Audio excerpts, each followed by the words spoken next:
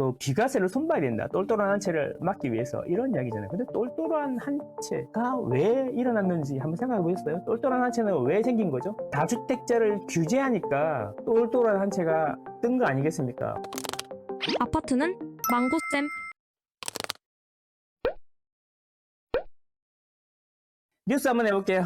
요런 이야기가 돌더라고요. 똘똘한 한 채는 비과세인데 지방 두 채는 과세다. 부동산세를 손질 목소리. 이게 뭐냐 하면 이런 거죠. 똘똘한 한 채를 막기에는 역부족이야. 똘똘한 한 채를 막아라. 막아야 되는데 막기가 역부족이야. 가만히 보니까 이게 비싼 집이 비과세를 가지고 차익을 많이 남기는 것 같아. 그러니까 비과세를 안 해주면 되는 거 아니야? 비싼 집은 비과세를 안 해주고, 그리고 지방에 있는 데는 비과세 해주고, 뭐 이런 거잖아. 지방도 비과세는 어차피 안 해줄 거잖아. 이런 거잖아요. 그래서 그 비과세를 손봐야 된다. 똘똘한 한 채를 막기 위해서 이런 이야기잖아요. 근데 똘똘한 한 채가 왜 일어났는지 한번 생각해 보셨어요? 똘똘한 한 채는 왜 생긴 거죠? 다주택자를 규제하니까 똘똘한 한 채가 뜬 거 아니겠습니까? 원래도 좋은 게 좋은 거지만 왜 똘똘한 한 채가 떠요?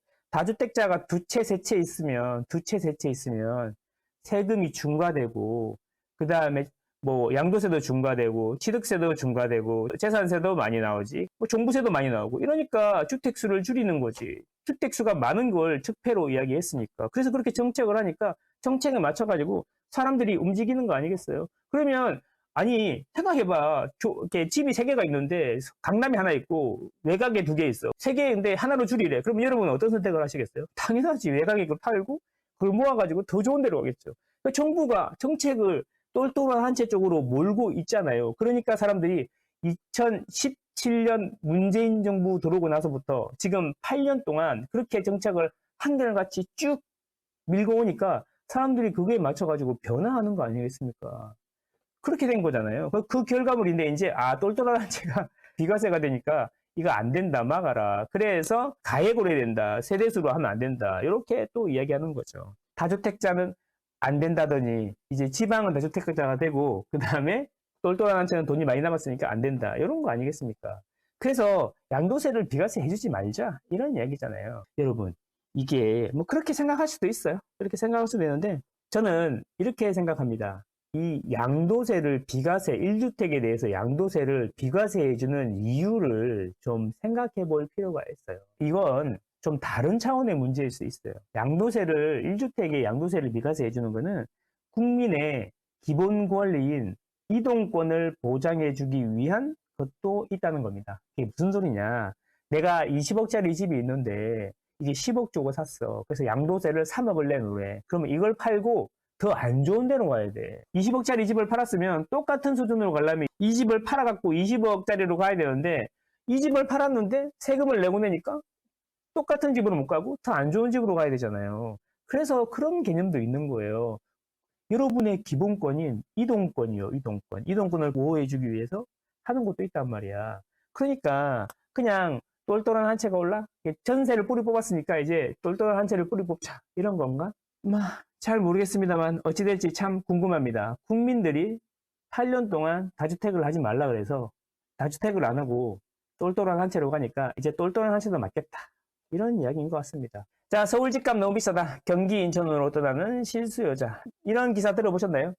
자, 서울 집값이 너무 비싸서 경기 인천으로 떠난다. 자, 그러면 서울 집값이 너무 비싸서 경기 인천으로 떠나면 이게 그 이야기 아니야. 그 서울이 너무 비싸고 그 다음에 출산율도 떨어지고 하니까 이게 서울 집값이 너무 비싸서 그런 거고, 이제 사람들이 다 이제 그래서 외곽으로 좋은 신도시 학군 좋은 이런 데로 떠난다, 이런 이야기인 거잖아요. 그러면 서울에서 사람들이 떠나면 서울의 집이 남아 돌아야겠네. 그렇지 않습니까? 서울의 집이 남아 돌아야 되겠네요. 서울에 있는 사람들이 떠났으니까. 그렇잖아요? 근데 서울의 주택 보급률은요, 전국에서 유일하게 100%가 안 되는 도시가 서울입니다. 94% 정도 되는 걸로 알고 있어요. 100%가 안 돼요. 전국에서 유일하게 100%가 주택 보급률이 100%가 안 되는 도시가 서울입니다. 그 이야기는 서울의 빈집이, 그러니까 거의 살 수 없는 수준 빼고는 전부 다 사람들이 살고 있고 집이 부족하다라는 겁니다. 그래서 결국 서울을 떠나는 이유는 있잖아요. 서울 집값이 비싼 것도 있지만 다 떠나고 남아있는 집이 괜찮으면 사람들이 사겠지. 서울이 살기가 좋은데. 그렇잖아요. 그래서 서울은 주택 보급률이 전국에서 유일하게 100%가 안 된다. 그 이야기는 뭐냐면 서울의 집값이 너무 비싸서 떠나는 게 아니라 서울에 집을 안 지어서 사람들이 떠나는 거야. 왜? 멸실을 하면 떠나야 되잖아. 그죠? 새로 막 지으면 인구가 늘어나요. 자, 여러분. 서울에서 있잖아요. 출산율이 낮기로 유명한 강남구라는 곳이 있죠. 잘 아시죠? 강남구. 거기가 뒤에서 6위에 뒤에서 6위. 그런데 최근에 강남구에 인구가 늘었습니다. 이거 어떻게 설명할 거야? 이게 출산율만 가지고는 설명이 안 되는 거예요. 출산율이 낮아도 사람들이 이동에 의해서 출산율이 떨어진 거를 보완해 주거나 또는 출산율이 떨어져서 인구가 주는 걸 더 가속시킬 수 있다는 거죠. 그죠? 몇 명 안 태어나는데 몇 명 안 태어나는 사람들이 또 한 곳으로 몰린다라는 겁니다. 그럴 수 있다라는 겁니다. 그래서 잘 보시면 제 책에도 써놨는데 그런 게 나와요. 자, 강남에 인구가 늘어난 거랑 강남에 입주 물량 많은 거랑 일치한다. 그건 뭐냐면 서울에는 집을 많이 지으면 서울 인구가 늘어난다. 이런 이야기예요. 그럼 결국에 서울의 집값이 비싸서 떠난다는 이야기도 일견마다 보이긴 한데 사실은 서울에 집을 안 지어서 인구가 줄어드는 것처럼 보일 뿐이다라는 겁니다. 그걸 어떻게 알 수 있죠? 전국에서 유일하게 주택 보급률이 100이 안 되는 도시다. 그걸 보시면 되고 강남구도 출산율이 낮은데 입주 물량이 대규모로 몰리니까 인구가 늘어나더라. 이런 이야기입니다. 그래서 출산율만 가지고 그 도시의 인구를 설명하면 안 된다라는 겁니다. 이동에 의한 증감도 있고 또 물리적인 증감도 있습니다. 사람들이 오고 싶어도 집이 없으면 못 들어오는 거죠. 집이 없으니까 전입신고가 안 되고 전입신고 기준으로 인구 통계를 내니까 집을 안 지으니까 인구가 줄어드는 겁니다. 그래서 출산율만 단순하게 보면 안 되고 이동에 의한 증감 그리고 물리적인 증감 이런 거를 다 따져야 된다 이런 이야기입니다. 아 그리고 피크아웃 코리아 막 이러는데 그 인구 추계라는 게 있어요. 막 아무도 걱정 안 하는 게 아니고 학자들이 연구를 해. 50년 뒤에 우리나라 인구가 어떻게 될 건지 여러 가지 시나리오를 가지고 학자들이 모여가지고 연구하고요. 이 인구 추계라고 해갖고 50년 5년인가마다 내놔요. 그걸 보시면 딱 50년 뒤에 우리나라 인구가 얼마나 될 거다. 이렇게 하지 않고 여러 가지 시나리오를 만들어요. 제가 기억하기로는 20몇 가지 시나리오가 있던데 가장 좋을 때, 가장 안 좋을 때, 그 사이에 있는 거 이렇게 20몇 가지 시나리오를 돌린단 말이야.